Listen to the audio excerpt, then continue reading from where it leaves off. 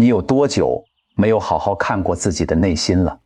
当夜幕降临，城市的喧嚣如潮水般退去，你躺在那个熟悉的床上，关掉了最后一盏灯，手机屏幕在彻底暗下去之前，你看到了自己的脸，那张被蓝光照亮、被生活透支、被焦虑雕刻的脸。那一刻，你的心里会不会突然涌起一阵莫名的恐慌？这不是矫情，这是一种深埋在人类基因里的本能，对失去的恐惧，对虚无的恐惧。我们害怕变老，害怕容颜不再活力消退，我们害怕生病，害怕躯体成为痛苦的牢笼，我们害怕失去拥有的一切，房子、车子、存款、社会地位。我们更害怕那些我们在乎的人终有一天会离开，害怕离别带来的那种撕心裂肺的空洞。为了逃避这种恐惧，我们拼命地抓取，拼命地填补，我们用物质来麻痹自己，买成了情绪出口。我们用娱乐来冲淡焦虑，刷剧打游戏到深夜。我们用无休止的忙碌来掩盖心底那个巨大的空洞，把自己活成一台永不停歇的机器。为什么要这么忙？因为一旦停下来，那个声音就会冒出来，这一切到底有什么意义？可是如果有一天，当你真正走到生命的尽头，当所有的财富、地位、名声，甚至这具陪伴了你几十年的躯体，都注定要离你而去的时候，你会留下什么？什么才是真正属于你的，谁也拿不走的资产？这是一个终极的问题。而2500多年前，有一个人用他的一生给出了一个终极的答案，那是在古印度居士那迦城外，一片茂密而寂静的梭罗双树林。那是一个不寻常的夜晚，花开的季节本已过去，但那一夜，梭罗双树却开出了洁白的花朵，纷纷扬扬，如同天降的白雪，洒落在一位老人的身上。这位老人80岁了，他的背佝偻，他的皮肤布满了岁月的沟壑，他的呼吸已经微弱得像风中残烛。但你如果注视他的眼睛，你会发现，那里没有一丝恐惧，没有一丝遗憾，只有一种像秋日天空般清澈的不可思议的宁静。他曾经拥有过世间最顶级的权力，如果他愿意，他可以是转轮圣王，统治整个印度大陆。他曾经拥有过最奢华的财富，他出生在王族，锦衣玉食，仆人成群。他曾经拥有过最完美的家庭，一位美貌忠诚的妻子，一个健康可爱的儿子，但他全部放弃了。在他29岁那年，他深夜离开宫殿，脱下华服，剃去须发，踏上了一条没人走过的路。他用一生的时间在泥泞与荆棘中跋涉，在恒河两岸的烈日下苦行，经历了6年的极端苦修，差点死去。最终在菩提伽耶的一棵树下穿越了生死的迷雾。他只为了寻找一个答案人，究竟如何才能彻底摆脱痛苦？他找到了，他成了觉者，被世人尊称为佛陀，那个彻底觉醒的人。而现在，他人生中的最后一段旅程即将走完，他的生命之火即将熄灭，他的呼吸越来越微弱，他的躯体已经衰老不堪。在他周围围满了泣不成声的弟子，他们中有经验丰富的长老，有初出茅庐的年轻比丘，还有从远方赶来的在家信徒。他们惶恐，他们无助，他们觉得天要塌了。佛陀是他们的老师，是他们的灯塔，是他们在这片黑暗世界里的唯一依靠。如今这盏灯要灭了，他们怎么办？就在这一刻，这位即将离开人间的智者缓缓睁开眼睛，用他生命中最后的力量环视了一圈这些哭成泪人的弟子。他的眼神里没有悲伤，只有无尽的慈悲。他留下了一段震古烁今的遗言，这段遗言没有高深莫测的咒语，没有玄之又玄的神通，没有呼风唤雨的神迹，只有最朴实、最直击灵魂的叮嘱。今天，就让我们跨越2500年的时空，回到那片梭罗双树林，去做那个坐在角落里的安静的聆听者，去听一听佛陀在离开这个世界前，到底给我们留下了怎样的终极提醒。在听这段遗言之前，我们必须先打破一个巨大的认知误区。这个误区不光是普通人会有，甚至连很多自称信佛的人也身处其中而不自知。一提到涅槃，很多人脑海里浮现的是什么？是死亡，是灰飞烟灭，是生命的终结，甚至是一种消极的逃避。我们常常听到这样的话：某某大师圆寂了，涅槃了。于是世俗的眼光总是习惯用拥有和失去来衡量一切。所以当我们听到一位伟大的觉者入灭了，我们本能地感到悲伤，觉得这个世界失去了一束光，觉得那个了不起的人没了。但这恰恰是佛陀一生都在试图帮我们打破的幻象涅槃，根本不是死亡。让我们走进古印度的语境里看一看，涅槃 Nirvana 这个词的本意是吹灭，是熄灭。这个词在梵文中的字面意思就像吹灭一盏油灯那样，熄灭什么？不是熄灭生命。生命是缘起法，是宇宙能量的一种流动，它既不会凭空产生，也不会凭空消失。佛陀熄灭的是你心里那团熊熊燃烧的烦恼之火，熄灭贪婪的火，熄灭愤怒的火，熄灭愚痴的火。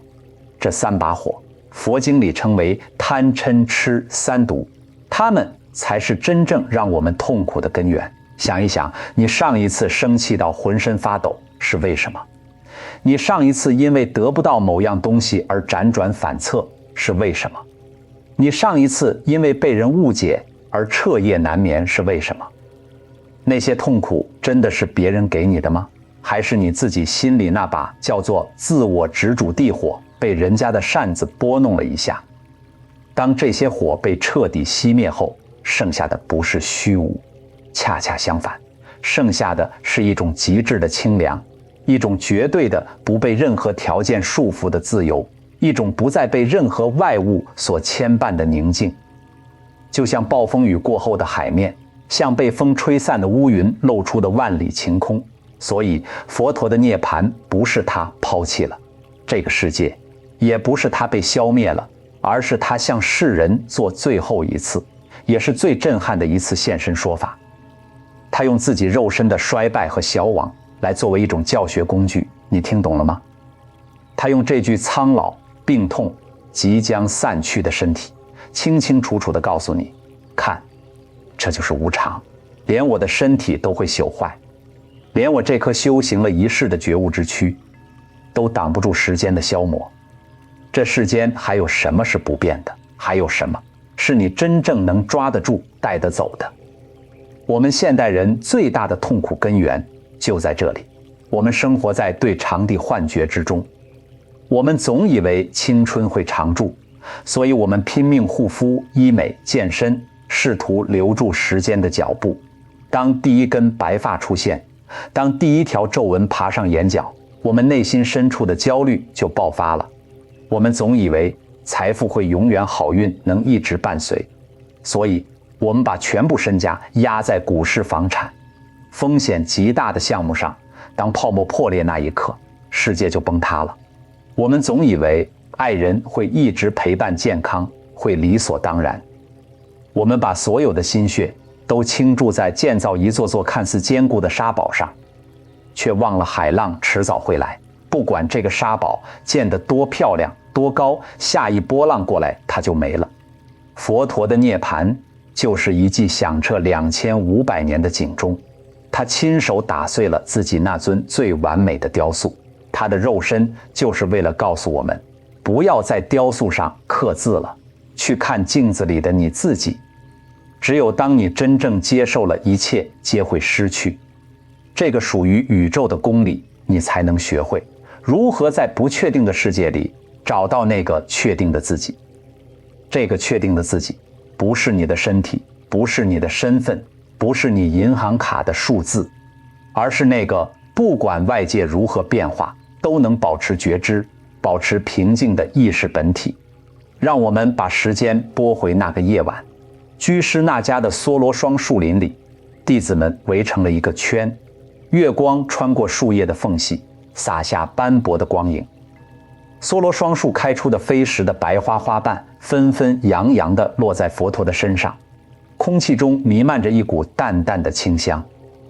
阿难尊者跪在佛陀的床前，哭得像个迷路的孩子。阿难是谁？他是佛陀的堂弟，也是佛陀的侍者。他跟随佛陀25年，昼夜不离地服侍。他是所有弟子中记忆力最好的，佛陀说的每一句话，他几乎都能一句不漏地记下来。但那一刻，他记不得任何教义了，他只有眼泪。他泣不成声地问：世尊，您走了，我们该怎么办？这个世界没有您了，我们要依靠谁？这是多么真实，多么戳心的疑问啊！这不就是我们每个人在面对不确定的未来时的恐惧吗？公司要倒闭了，我依靠谁？和伴侣分手了，我依靠谁？父母走了，我依靠谁？佛陀看着悲痛的弟子们，没有安慰他们的眼泪。他没有说别哭，我会在天上看着你们。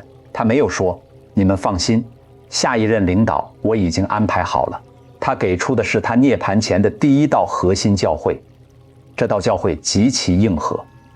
佛陀说，要自己度自己，不要依靠其他，要为自己做照明，要以我的教义做照明，不要依其他外道教义。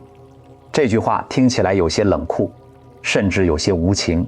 老师要走了，学生哭成这样，他不安慰一句，反而扔下一句，别靠我，靠自己。但实际上，这是佛陀给予我们最深沉、最负责任的爱。他拒绝成为我们的救世主。为什么？因为如果你把希望寄托在一个救世主身上，那么当那个救世主不在了、不灵了、不回应了的时候，你就完了。你变成了寄生在心外的生物，你的安全感完全是由别人决定的。这不是解脱，这是另一种捆绑。看看我们现在的状态吧，我们太习惯于外包了，我们把快乐外包给物质，觉得买了那个限量款的包，换了那辆新车，去那个网红地方打卡了，我就会开心。结果呢，包背了1个月就没感觉了，车开了半年就觉得也就那样，打卡的照片发完朋友圈点赞数没达到预期，反而更失落。我们以为快乐是得到那一刻的事，却不知道真正的快乐是不需要得到的自由。我们把安全感外包给他人，觉得伴侣必须秒回信息，必须懂我的每一个心思，孩子必须考上名校，必须听话懂事我才能安心。我们把人生的遥控器交到别人手上，别人按错一个键，我们的情绪就炸了。我们甚至把思考外包给算法，每天刷着短视频，别人为什么我们就吃什么，别人告诉我们什么是对的，我们就信什么，别人让我们讨厌谁，我们就去网暴谁。我们在算法的牢笼里活成了一个被动的接收器，我们总是在向外抓取，试图找一个依靠，找一个神，找一个大 V， 找一个偶像，找一个可以躺平的事业。但佛陀告诉你，向外求注定是死胡同，因为外在的一切都是无常的，都是会变的。把安全感建立在会改变的事物上，你注定会痛苦，就像把房子建在流沙上一样。自依止，法依止，这是佛陀留给我们的金句。你要做自己的岛屿，做自己的明灯。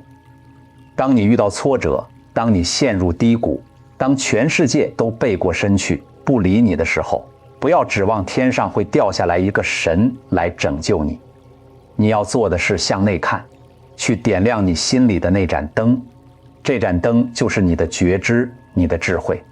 你对真理的践行，这盏灯谁也拿不走，除非你自己熄灭它。接着佛陀话锋一转，指出了我们痛苦的根源。他打了一个极其生动，甚至让人后背发凉的比喻。他说，你们要降服自己的心，要远离贪欲，你们要做自己心的主人。不要做心的奴隶。为了让我们听懂，佛陀说，如果有一条毒蛇住在你的屋子里，你想得到安宁，你必须首先把它驱逐出去。你必须驱逐你生命里的贪欲毒蛇。你想想看，深夜你一个人回到家里，黑灯瞎火的，你摸索着去开灯，突然你感觉脚边有一个滑腻冰凉的东西游过，你低头一看，一条眼镜蛇盘在你客厅的沙发旁边，正抬着头吐着信子。你现在是什么感受？你还能安心坐下沙发上看电视吗？你还能安心睡觉吗？不可能，你必须把这条蛇赶出去，你才能安宁贪欲。就是这样一条盘踞在我们心里的毒蛇。很多人觉得贪欲就是贪污受贿，就是杀人越货，是那些穷凶极恶的人才有的事，跟自己没关系。其实完全错了。在现代生活里，这条毒蛇往往披着极其隐蔽，甚至看起来非常正常的外衣。它是你深夜明明已经困得睁不开眼了，但手指却像有自己的意志一样，不停地在手机屏幕上滑动。刷完微博，刷抖音，刷完抖音，刷小红书，大脑已经关机了，但贪欲还在驱动着你再看一个的冲动，那是贪。它是你明明已经吃饱了，站在自助餐的甜品区前，胃已经撑得难受，但心里还有个声音说，那个提拉米苏还没吃，不吃亏了，于是你又塞进去一块，那不是身体需要，那是贪。它是你在朋友圈发了一张精心修过的照片后，每隔5分钟就要去刷新，看一下有几个赞，有几个人评论了。当点赞数没达到预期，你心里就开始失落，甚至想删掉重发，那是贪别人的认可，贪存在感。它是你看到同事升职加薪后，心里泛起的那一丝酸楚和不甘。凭什么是他不是我？他能力不如我，不就是会拍马屁？这股酸水就是贪在变形贪，名利贪比别人强。这些看似微不足道的瞬间，都是毒蛇在吐着信子，一点点吞噬你的精力，咬噬你的平静。你不知道为什么，工作一天，回到家感觉那么累，不是身体累，是你一直在和心里的那条毒蛇搏斗。毒蛇住在你的屋子里，你每天和它同床共枕，你怎么可能睡得安稳？怎么驱逐它？佛陀没有说杀死它，这点非常关键。很多人以为修行就是灭掉七情六欲，变成一块石头。不是的，欲望是生命的一部分，它有它的生物基础，你杀不死它，因为你的神经系统天生就会寻求快乐，躲避痛苦，这是演化留下来的机制。佛陀说的是降伏是看清，怎么降服？不靠压抑，不靠对抗。当贪念升起的时候，不要立刻去满足它，那是放纵，也不要拼命去压抑它，谴责自己，我怎么这么贪心？我真不好，那是内耗。压抑只会让毒蛇在潜意识里长更大。正确的做法是，你就静静地看着它，像什么呢？像你坐在河边的石头上，看河面上飘过来一根木头，你不需要跳下河去抓住它，也不需要拿石头去砸它，你就看着它，它来了，它飘过你的眼前，它走了。看着那个想刷手机的冲动，看着那个想再发一条朋友圈的念头，看着那个想跟人吵架的怒气，你看着它升起，看着它停留，看着它最终消散。通常只要你看着它不做任何反应，它就持续不了太久，因为念头本身就是无常的，它没有实体，它就像天空的云，你不去抓它，它自己就飘走了。当你能做到看见而不跟随时，你就夺回了心的控制权。你不再是那条毒蛇的奴隶，你成了毒蛇的观察者，这是新的自由。佛陀继续叮嘱他，谈到了人与人之间的相处，他提出了一个非常美妙的比喻。他说，你们不要彼此争辩，要互相敬重。你们不要像水和油彼此排斥，你们要像水和乳互相交融。水和油倒进同一个杯子里，无论你怎么搅拌，怎么摇晃，只要你不使劲静置一会儿，它们依然会分层。油是油，水是水。油浮在上面，带着一种理所当然的优越感；水沉在下面，或许带着委屈，或许带着愤恨，彼此泾渭分明，不可调和。这不就是我们现在的人际网络吗？看看各大社交平台的评论区，看看各种讨论区的气氛，我们是怎么交流的？我们在站队，我们在互撕，我们在党同伐异。遇到观点不同的人，我们的第一反应是什么？是倾听吗？是。你竟然这么想，你是不是蠢？你是不是收钱了？你是不是没读过书？一顿三连怼，然后拉黑，然后网暴，然后叫上自己的同党去对方评论区刷恶评。我们把自己活成了一滴滴性格坚硬的油，拒绝与这个世界真正融合。哪怕是在同一个家里，家人之间也有可能因为一件小事，碗没洗，牙膏从中间挤还是从底部挤，而吵得天翻地覆。为什么？因为我们太维护那个我了，我认为这样是对的，所以你必须按照我的来。你不按我的来，你就是看不起我。你看，这里面不仅有对错的争论，还有更深层的自我被否定的恐惧。而水和乳呢？当牛奶倒入水中，它们会完美的交融在一起。你中有我，我中有你，再也无法将其分开。牛奶没有失去水的流动性，水没有失去牛奶的营养，它们互相成就，互相照亮。怎样才能做到水乳交融？放下那个高高在上的自我，放下我是对的，你是错的那种傲慢，放下我的见解比你的高级那种智力上的优越感。当你不再执着于维护那个虚假的由观念和标签堆砌成的自我时，你才能真正做到包容，做到慈悲。佛陀的每一句教诲都不是空洞的理论，他像一位经验极其丰富、见惯了各种疑难杂症的老医生，精准地切中了我们这个时代的病灶。他告诉我们，行区生命是短暂的，像一辆腐朽的车辆，总要毁坏。这个比喻太绝了。你想想你的车，你花多少钱买它都好，开个10-20年，零件总要坏，总要报废。不管你怎么保养发动机，总有一天要停下来，轮胎总有一天要磨平。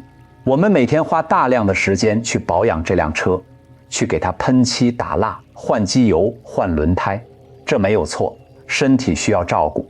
但我们错在，我们为了这辆车耗尽我们所有的心血，把这辆车本身当成了目的。我们忘了，这辆车只是载我们渡过这条河流的工具，河对岸才是我们要去的地方。不要因为执着于这辆车而错过了对岸的风景。不要只记得修车，忘了赶路。夜色越来越深，居师那家的梭罗双树林里，寂静的只能听到微风穿林而过的声音，偶尔一声悠远的虫鸣。佛陀的呼吸已经微弱到了极点，在场的所有人都能感觉到空气中的某种东西正在被抽走。时间在那一刻仿佛被拉长了。弟子们知道最后的时刻真的到来了。阿难尊者强忍着如刀的悲痛，代表所有的弟子向佛陀提出了最后的4个问题。这4个问题是阿难代表了全人类，向这位2500年来最伟大的智慧导师提出的终极追问。这4个问题不仅仅是2000多年前那些僧团成员的困惑，更是今天每一个在红尘中摸爬滚打，被996、被信息轰炸、被焦虑追着跑，渴望寻找精神寄托的现代人必须面对的终极拷问。阿难问：佛陀在世时，我们依佛为师；佛陀涅槃后，我们依谁为师？这是一个关于信仰与准则的问题。当那个一直指引你、照亮你的精神偶像不在了，当你在人生的十字路口彻底迷失了方向，你应该听谁的？应该以什么作为你行动的准绳？佛陀给出了第一个终极答案：我涅槃后应依戒律为师，以戒为师，这4个字分量重于千斤。很多人一听到戒律就觉得是束缚，是刻板，是条条框框，是反人性的。为什么要吃素？为什么要不杀生？为什么要不妄语？这些老规矩都过时了，我要的是自由。但在佛陀的智慧里，戒律从来不是束缚，而是保护，让我们放下佛法框架，用生活来理解它。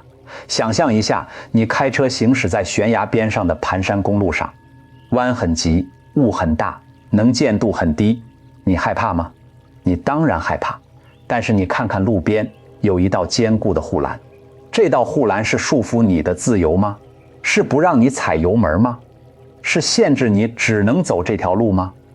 不，如果没有这道护栏，你早就连人带车滚下，万丈深渊了。戒律就是这条护栏。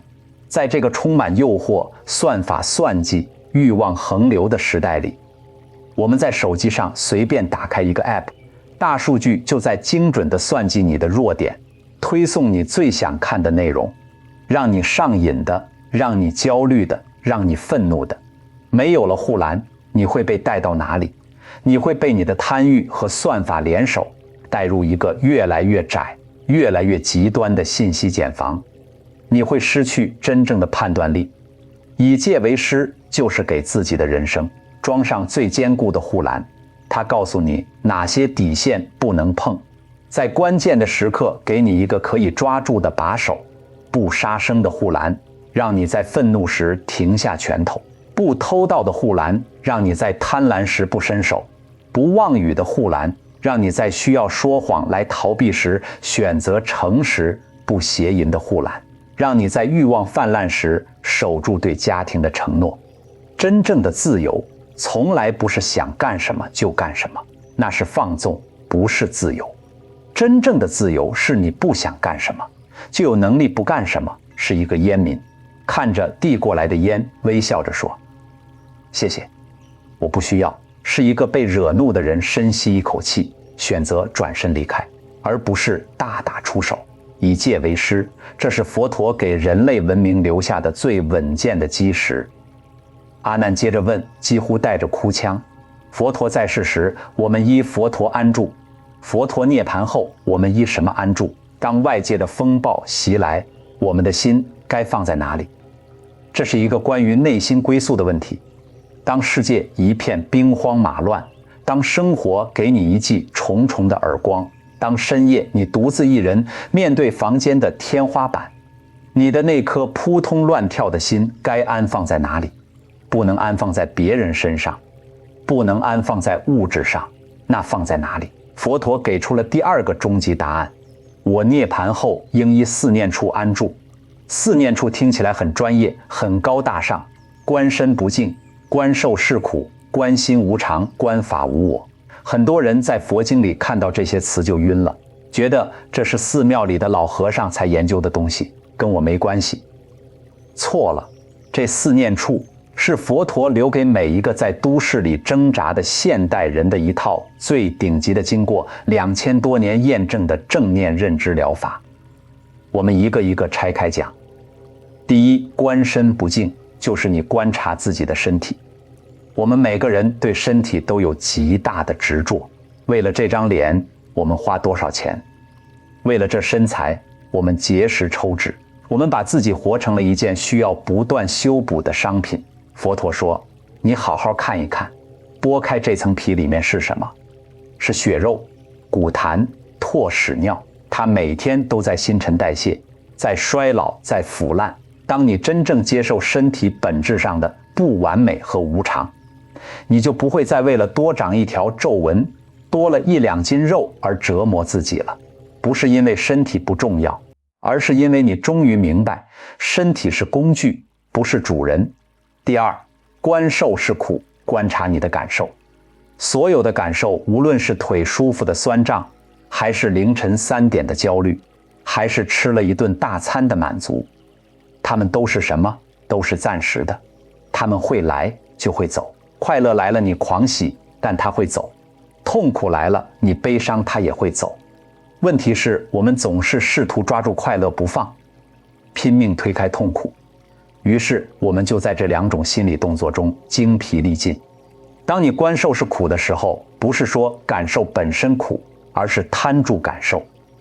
这件事是苦看透了，你就放下了对快乐体验的抓取，也放下了对痛苦体验的抗拒，你变得从容了。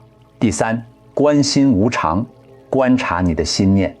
你的念头像什么？像天上的云。你觉得我好没用，我什么都做不好，这不是事实，这是一个念头，它像一片乌云飘过你的星空。你不需要跳进去和这片云纠缠，你只需要看着它。哦，我又在自我否定了。看到之后，它自己就走了。下一片云来，再下一片云来。你的本质不是那片云，你的本质是那个天空。天空永远不脏，云飘走了就干净了。第四，观法无我，观察事物的本质。你执着的那个人，不管是你的爱人、你的孩子、你的仇人，你好好看看，他真的有一个永恒不变、独立存在的我吗？今天他爱你，明天他可能生气；今天他健康，明天他可能生病。一切都在流动，你执着的那个他，只是你心里的一个幻象，一个你贴上去的标签。你执着的那件事，我必须要升到这个职位，我必须要在几岁之前结婚。这些必须，真的必须吗？是谁规定这些标准的？佛陀说，一切事物都没有一个固定不变的自我，都是各种条件聚合而成的。条件散了，它就散了。把心安住在四念处上，就是让你的心安住在实相里，安住在事情的本来面目里，而实相是永远不会背叛你的。外界的财富会贬值，朋友会离开身体，会老去，但如果你能安住在如实观察的觉知之中，这份觉知本身就是你唯一的真正的家。这就是为什么佛陀说以四念处安住。你不需要去寺庙，不需要点香，不需要打坐2个小时，你只需要在任何情绪到来的时候，回到你的身体，回到你的感受，回到你的念头，回到对事物本质的观察。这就是修行，这就是安住。阿难又问，佛陀在世时，恶性的比丘有佛陀调伏，佛陀涅槃后，恶性的比丘如何调伏？这是一个极其现实的问题。不管在哪个时代，哪个组织里，总有一些人，他们蛮不讲理，充满恶意，说话带刺，不断消耗你，试图激怒你。面对这种人，我们该怎么办？是骂回去，是找领导告状，是拉黑，还是忍气吞声？佛陀给出了第3个，也是极具现代社交智慧的终极答案。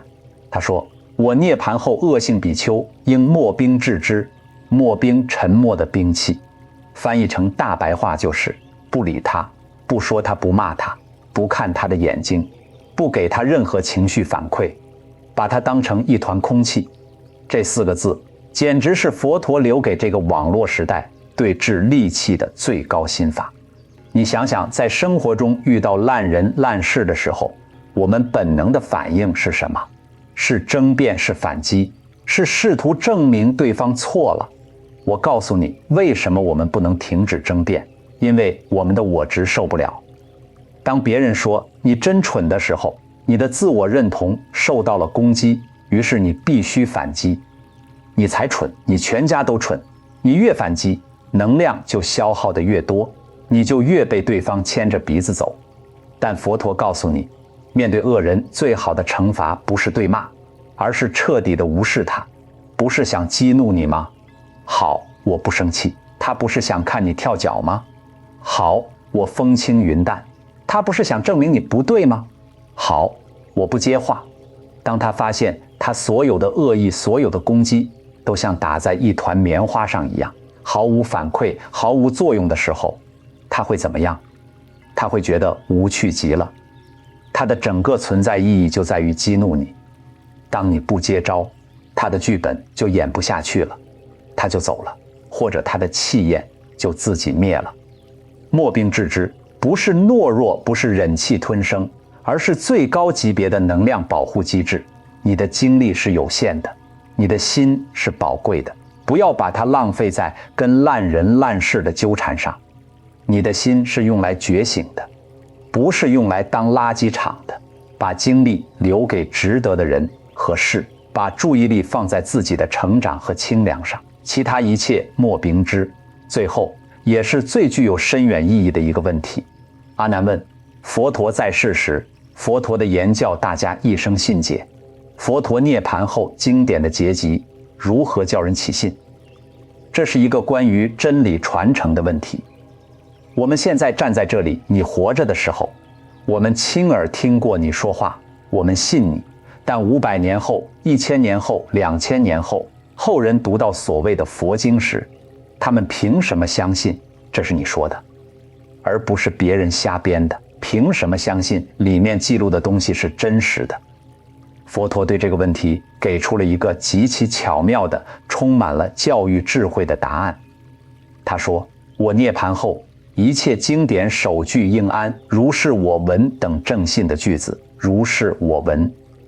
我是这样听佛陀说的这4个字，不仅是佛经开头的格式，它包含了佛陀对后人最深刻的告诫：不要盲信。佛陀一生都在强调，不要仅仅因为这是传统说的你就信，不要仅仅因为是大家都这么说的你就信，不要仅仅因为这是一本神圣经典上写的你就信，甚至不要仅仅因为这是我佛陀说的你就信。你要自己去实践，自己去验证，自己去亲证。如是我闻这4个字，从语法上，它其实相当于一个免责声明和一个复述声明。这是我阿难借由我的记忆复述出来的。至于它是不是真理，需要你在你的人生中去验证。就像别人告诉你，这杯水是甜的，你不用拿它，光听没有用，你必须自己喝一口真理。只有在你自己体验到的那一刻才是真的。如是我闻之后，还需要如是我行，如是我证。纸上得来终觉浅，觉知此事要躬行。问完了这4个问题，阿难再也控制不住，双肩剧烈颤抖，放声大哭。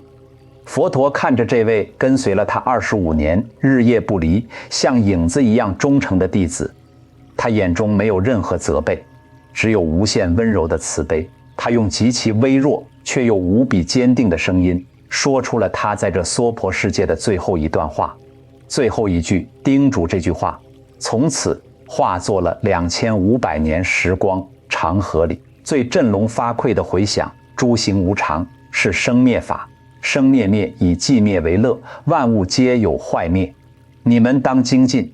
这是最后的警钟，也是最后的祝福。让我来用白话拆一下这几句带来的震撼。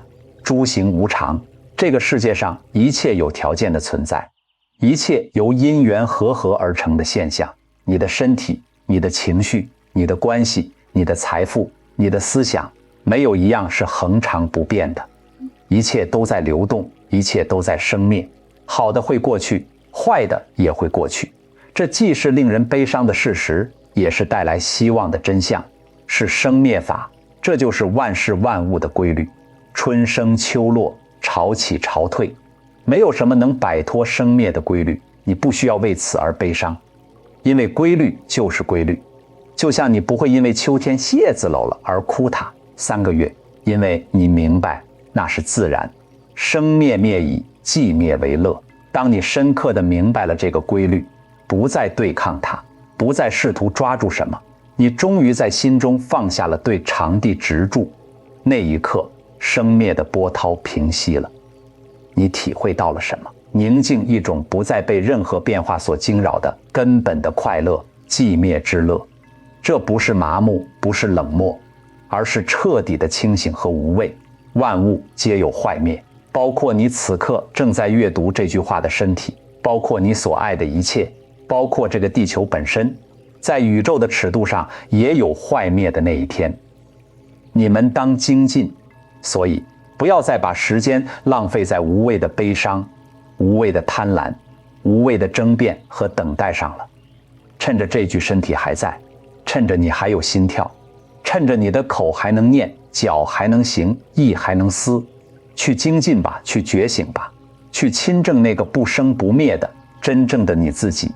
你现在拥有的时间是借来的，是宝贵的，是转瞬即逝的，不要浪费它。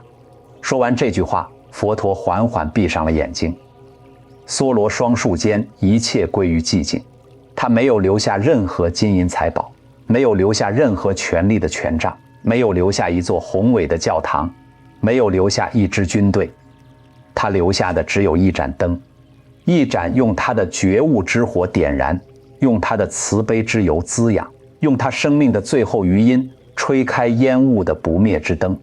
这盏灯穿越了2500年的漫漫长夜，穿过了无数次的战火与废墟，改朝换代与文明兴衰，今天依然在燃烧，它正在照亮你的心。2500年过去了，居师那家的梭罗双树林或许早已化为尘土，被历史的黄沙掩埋，那些哭泣的弟子们也早已不在了。但佛陀留下的那些提醒，却像一颗颗种子，乘着风的翅膀，洒遍了世界的每一个角落，在无数人的心里生根发芽，开出超越时间和文化分别的花。其实佛陀从未真正离开。当你面对诱惑，深夜那个想吃东西的冲动涌来时，你深吸一口气，看见它，然后放下。那一刻，佛陀就在你心里。当你面对他人的恶意，当你被人在网上攻击，在生活中冒犯，你没有暴跳如雷，你微微一笑，保持内心的平静，转身去忙自己的正事。那一刻，佛陀就在你心里。当你不再向外攀求，不再用社交媒体的点赞来确认自己的价值，不再用物质的堆砌来填补内心的空洞，你学会了一个人坐在窗前，看着外面的夕阳，内心充满了宁静和富足。那一刻，你就是自己的佛陀。所以真正的信仰不是跪下去拜谁，而是站起来成为谁。今天这期视频我们聊了佛陀最后的教诲，那片梭罗双树林下的最后的叮嘱。不知道其中哪一句话最让你有感触是：做自己的岛屿，做自己的明灯的独立，是驱逐心里的贪欲毒蛇的警惕，是水乳交融般的包容与慈悲，还是以戒为师？依四念处安住，莫兵致之，那4个问题的智慧在你的生活里，那条盘踞在你心里的贪欲毒蛇是什么？是深夜的屏幕瘾，还是对别人认可的执念？你又是如何与它相处的？是被它牵着走，还是学会静静地看着它？非常欢迎你在评论区留下你的感悟、你的故事，甚至是你和那条毒蛇斗智斗勇的经历。我们在这个小小的空间里，就像佛陀说的那样，水乳交融。你的故事就是我的明灯，我的故事也许是你的清凉。我们互相照亮，互相扶持。如果你觉得这期视频能在这个喧嚣、快速、容易迷失的世界里，给你带来哪怕1分钟的清凉和宁静，如果你在那一刻感受到了，心底有一种东西被轻轻触碰，请帮我点个赞，订阅我们的频道，把这盏灯分享给更多需要它的人。愿我们都能在每一个心念浮现的当下，做自己心的主人。愿我们都能在这无常变幻的世界里，找到的那份不受时间侵蚀的永恒的清凉。我是主持人名字，愿你夜梦吉祥，心有光明。我们下期再见。